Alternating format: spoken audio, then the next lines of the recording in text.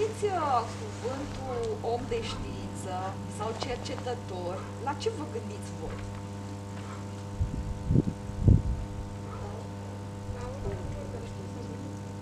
Multă responsabilitate. Care face ce oare?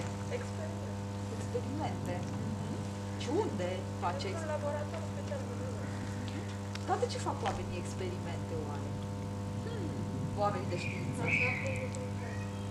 Să afle lucruri noi.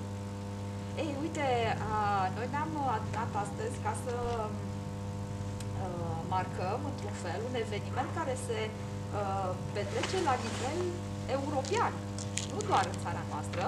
Se numește Noaptea Cercetătorilor și este un eveniment care își propune să îi ajute pe oameni, în general, dar mai ales pe voi, pe elevi, să descoperiți frumusețea științei, să descoperiți care este rolul oamenilor de știință și a cercetătorilor.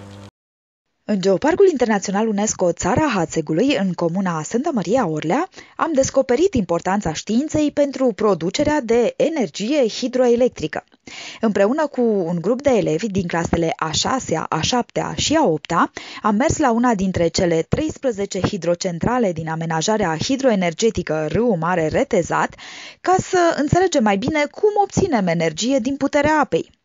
Nu am avut acceptul de a filma în interior, dar am avut parte de gazde primitoare care ne-au explicat în detaliu ce se întâmplă într-o hidrocentrală și am dezbătut împreună pe tema energie verde versus combustibili fosili.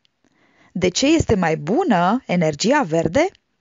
Pentru că planeta are nevoie de mai multă atenție și de mai multă grijă din partea noastră.